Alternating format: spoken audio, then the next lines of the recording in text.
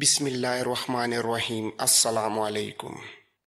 شہزادے نے دوبارہ لیٹتے ہوئے بہرام خان سے کہا، بہرام خان وہ لڑکی ملنی چاہیے، ادرنا کا کونا کونا چھان مارو، قاسم گنہگار ہے یا بے گناہ اسے آج شام تک ہمارے سامنے پیش کرو، ہم بے چینی کے ساتھ تمہاری خبر کا انتظار کریں گے۔ شہزادہ تھک چکا تھا، ابو جعفر کے سست اثر زہر نے شہزادے کو کھوکھلا کر دیا تھا۔ ملکہ نے محسوس کیا کہ شہزادہ مزید باتیں کرنے کی ہمت نہیں کر پا رہا، تو وہ اٹھ کھڑی ہوئی اور جانے کی اجازت لیتے ہوئے کہا، علاؤالدین آپ ان واقعات کا کچھ اثر نہ لیجیے، اس طرح کے واقعات شہزادے کی صحت و زندگی پر اثر انداز نہیں ہوا کرتے، آپ ہمارے مشورے پر سلطان کی جانب قاصد بھیجیے، انشاءاللہ تمام معاملات درست ہو جائیں گے۔ شہزادہ محمد طاہر اور ملکہ معظمہ علاؤالدین کے کمرے سے جانے لگے تو شہزادے نے ایک دم طاہر کو اپنی جانب متوجہ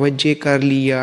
طاہر بن ہشام، سلطنت کے مجرم کو فرار کروانا بہت بڑا جرم ہے، لیکن ہم تمہیں ملکہ معظمہ کے ہمراہ دیکھ کر معاف کرتے ہیں، اب تمہارا فرض ہے کہ تم بہرام خان کے ساتھ قاسم اور اس لڑکی کی بازیابی میں مدد کرو۔ شہزادی کی بات سن کر طاہر نے پھیکے سے انداز میں سر ہلایا اور ملکہ کے عقب میں واپسی کے لیے چل دیا۔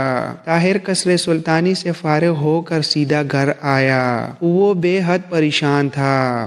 گھر آیا تو سب نے قاسم کے بابت پوچھا۔ طاہر نے مختصراً بتایا کہ قاسم سلامت ہے اور جلد آ جائے گا، لیکن در حقیقت وہ خود مطمئن نہیں تھا۔ وہ باقی تمام دن قاسم کے سفر اور اس کے حالات کے بارے میں سوچتا رہا۔ رات ہوئی تو طاہر کی بے چینی اور بڑھ گئی۔ اپنے اہل خانہ کو تو اس نے کسی نہ کسی طرح مطمئن کر دیا تھا، لیکن وہ خود بستر پر لیٹا کروٹوں پر کروٹیں بدلتا جا رہا تھا۔ اس کی تمام رات اسی حالت میں کٹ گئی، لیکن قاسم اگلے دن بھی لوٹ کر نہ آیا۔ آج قاسم کو غزالے کی بازیابی کے لیے البانیہ کے راستے پر روانہ ہوئے کئی دن گزر چکے تھے۔ آج صبح ہی طاہر کو خبر مل چکی تھی کہ سلطان لوٹ آیا ہے۔ یہ خبر طاہر کے لیے انتہائی حوصلہ افزا تھی، لیکن قاسم کی گمشدگی اس کے لیے متواتر پریشانی کا باعث بنی ہوئی تھی۔ اس نے سوچا کہ اسے آج ہی سلطان سے مل کر تمام تر حالات بیان کر دینے چاہیے، تاکہ قاسم اور غزالہ کی تلاش کے سلسلے میں کوئی خاطر خواہ قدم اٹھایا جا سکے۔ وہ سلطان سے ملا۔ سلطان نے اس کی تمام باتیں غور سے سنی، لیکن کچھ خاص دلچسپی کا اظہار نہ کیا۔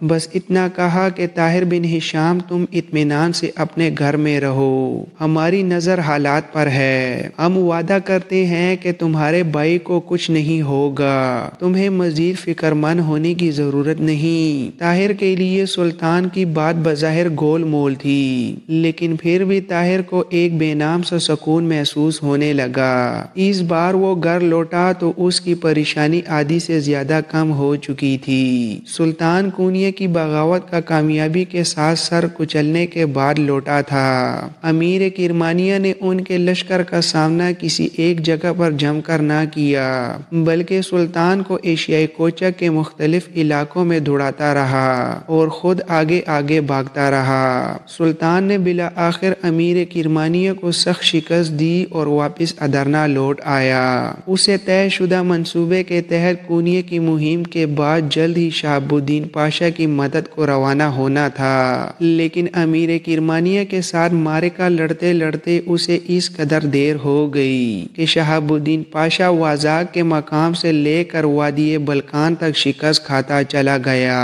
سلطان کو شہاب الدین پاشا کے لشکر کی شکست کی خبر ایشیائی کوچک میں ہی مل چکی تھی۔ یہی وجہ تھی کہ وہ بہت تیزی کے ساتھ ادرنا لوٹ آیا تھا۔ اونیانڈے سے جنگ کے دوران سلطان کا بہنوئی محمد چلپی بھی گرفتار ہو چکا تھا۔ سلطان ادرنا کے محل میں لوٹ آیا تو اس کی بہن رود روتی ہوئی اس کے سامنے آئی اور اپنے بچوں کا واسطہ دے کر سلطان سے کہا کہ وہ جس طرح بھی ہو محمد چلپی کو دشمن کی قید سے آزاد کروائے۔ ادھر سلطان کا بڑا بیٹا علاؤدین بستر علالت پر تھا، جس کی وجہ سے سلطان کے پیروں میں شفقت پدری کی زنجیر پڑ چکی تھی۔ اسے محل میں لوٹنے سے پہلے بلکہ ادرنا میں پہنچنے سے بھی پہلے ادرنا کے تمام حالات معلوم ہو چکے تھے۔ وہ محل میں لوٹا تو اسے شہزادہ علاؤدین کی حالت دیکھ کر تمام مسائل بھول گئے۔ سلطان محسوس کر رہا تھا کہ اللہ تعالیٰ نے اسے بڑی بڑی آزمائشوں میں ڈال دیا ہے۔ اس نے بیمار شہزادے سے قاسم اور ابو جعفر کے بارے میں کوئی سوال نہ کیا۔ وہ ان مشکل حالات سے عہدے برا ہونے کے لیے بالآخر راتوں کو جاگ جاگ کر رب العالمین کے حضور جھکنے لگا۔ صوم و صلات کا تو وہ پہلے سے پابند تھا، لیکن اب تو اس نے اپنا زیادہ تر وقت اللہ رب العزت کے حضور گڑ گڑانے میں گزارنا شروع کر دیا۔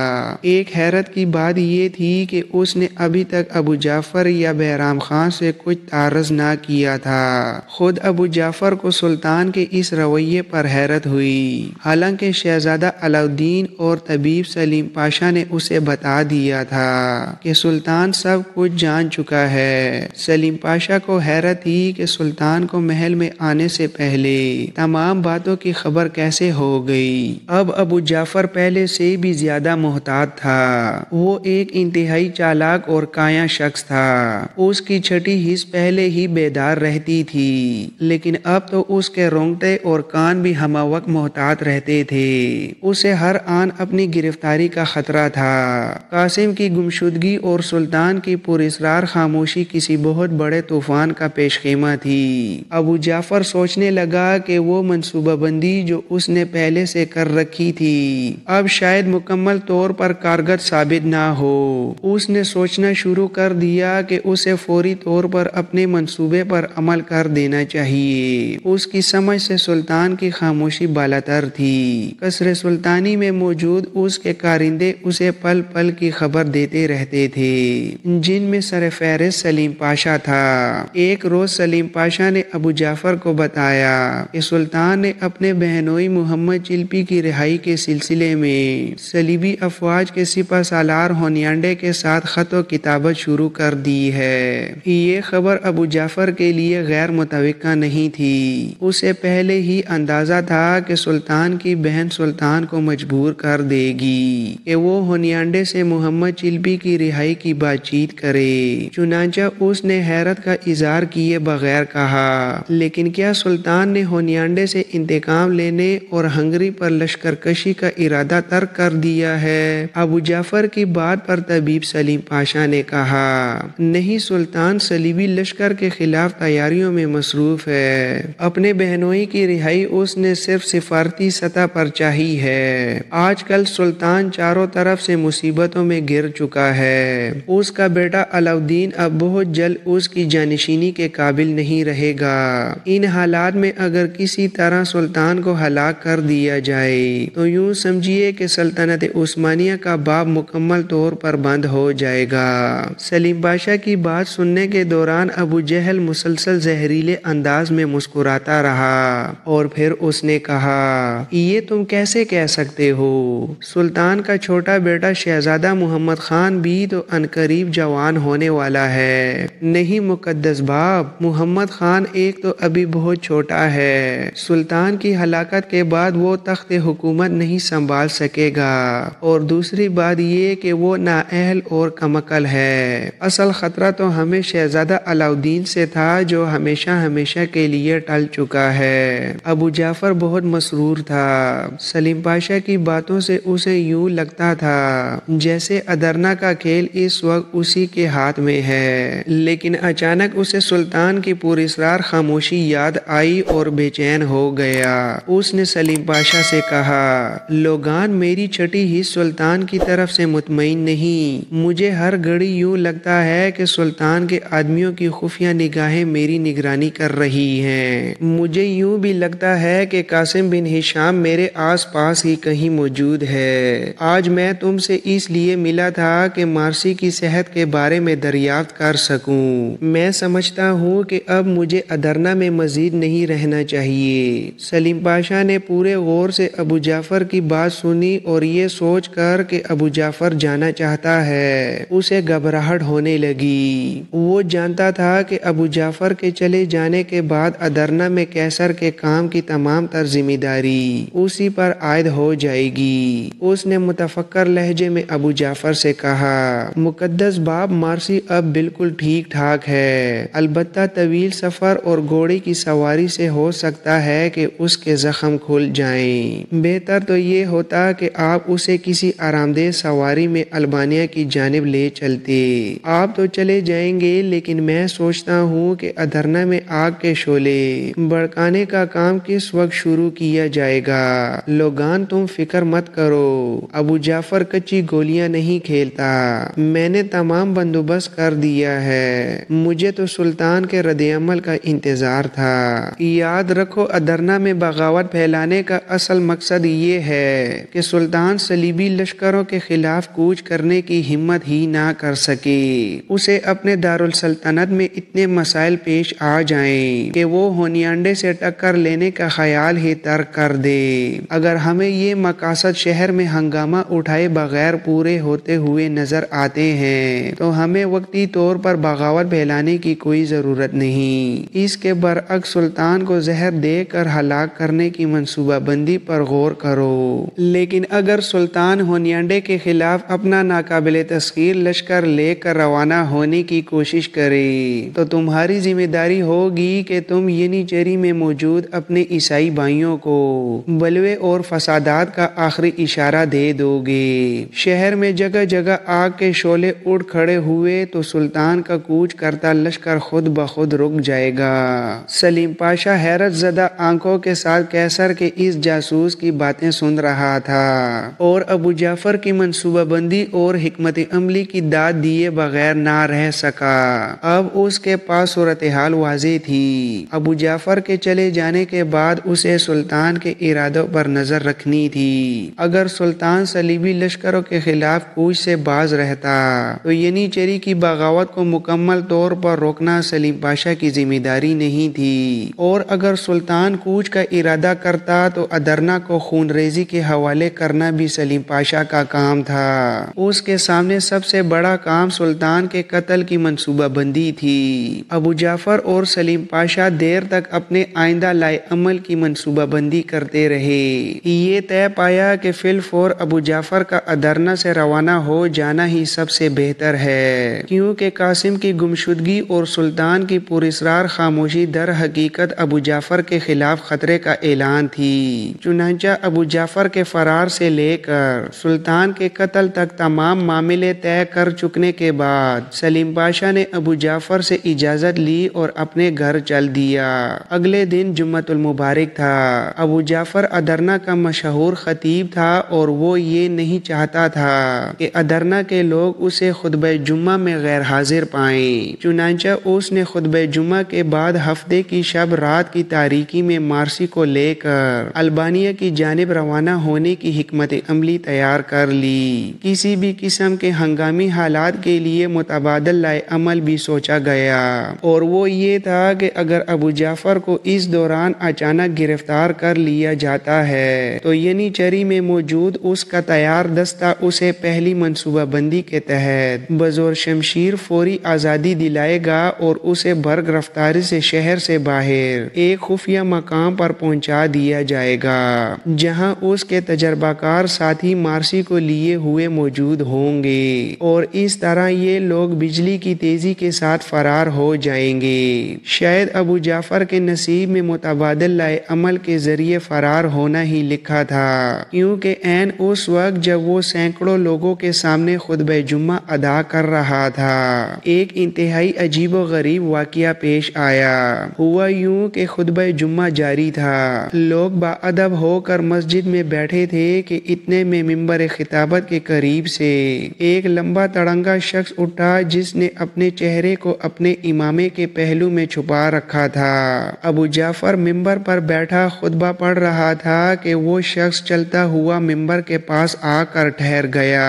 یکلخت پورے مجمع کی نظریں اس لمبے تڑنگے شخص پر جا پڑیں۔ مسجد میں موجود سینکڑوں افراد حیرت و استعجاب سے اس اجنبی کی جانب دیکھنے لگے۔ ابو جعفر نے اس شخص کو اپنے پاس آتے دیکھا تو اس کا خون خشک ہو گیا۔ اسے کچھ سمجھ میں نہیں آ رہا تھا کہ یہ کیا ہو رہا ہے۔ پہلے پہل اس کی زبان لڑکھڑانے لگی اور پھر وہ یکلخت خاموش ہو گیا اور کڑک آواز میں اجنبی سے پوچھا، کون ہو تم اور خطبہ جمعہ کے دوران اٹھنے کی جرت تم نے کیسے کی؟ مسجد میں موجود ہر شخص کا دل زور زور سے دھڑکنے لگا۔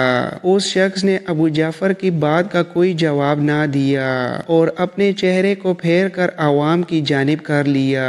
ایسے لگتا تھا جیسے وہ حاضرین محفل سے کچھ کہنے والا ہے، اور پھر چند لمحوں بعد اس نے بآواز بلند کہا، معزز حاضرین جمعہ، یہ شخص جسے آپ خطیب مغرب کے نام سے جانتے ہیں، جو آپ کے سامنے پچھلے 20 برس سے خطبہ جمعہ پڑھ رہا ہے، مسلمان نہیں بلکہ راسخ العقیدہ عیسائی ہے۔ یہ ادرنا میں کیسر قسطنطنیہ کے جاسوسوں کا سرغنہ ہے۔ حاضرین کرام، محض آپ لوگوں کی وجہ سے اب تک سلطان معظم اس شخص کو گرفتار کرنے سے معذور رہے۔ سلطان معظم کو یہ خطرہ تھا کہ آپ لوگ ابو جعفر کی گرفتاری پر ہنگامہ برپا کر دیں گے، چنانچہ انہوں نے طویل انتظار اور منصوبہ بندی کے بعد یہ فیصلہ صادر کیا کہ ابو جعفر کو بڑے مجمع میں گرفتار کیا جائے۔ ابو جعفر کی حالت دیکھنے کے قابل تھی۔ وہ شخص جو اپنے جذبات پر کسی گرگٹ کی طرح قابو پا لیا کرتا تھا،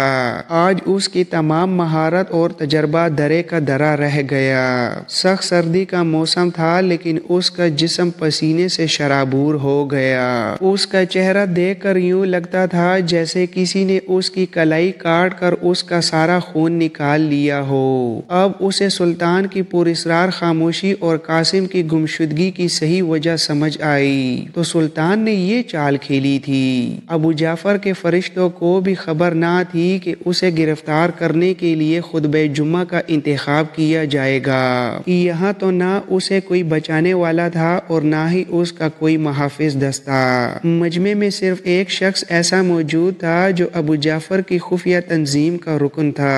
اس شخص نے ابو جعفر کو یوں بری طرح پھنستے دیکھا تو ہمت کر کے اٹھا اور منبر قریب لمبے تڑنگے شخص سے کہنے لگا، تم جھوٹ بکتے ہو۔ خطیب مسجد پر اس قدر سنگین الزام لگا کر تم نے اپنی موت کو آواز دی ہے۔ یہ مجمع تمہیں زندہ نہیں چھوڑے گا۔ اگر تمہاری بات میں سچائی ہے تو تم نے اپنے چہرے کو کیوں چھپا رکھا ہے؟ تم کسی کو کوئی ثبوت نہیں دکھا سکتے۔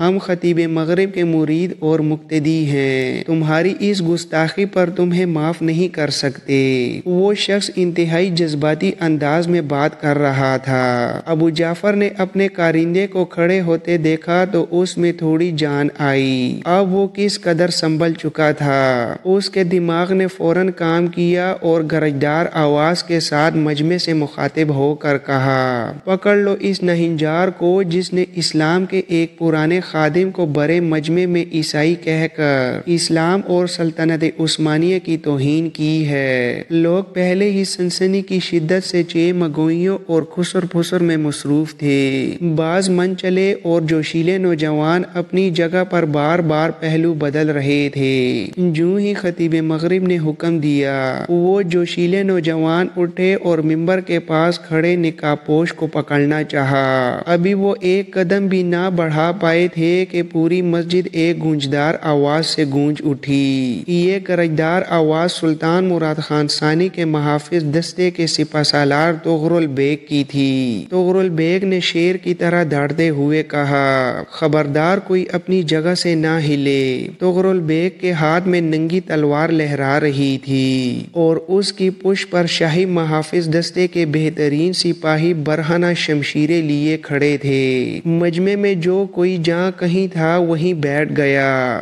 اب منبر کے پاس کھڑے نقاب پوش کو کوئی خطرہ نہیں تھا، چنانچہ اس نے اپنے چہرے سے امامے کا پلو ہٹا لیا۔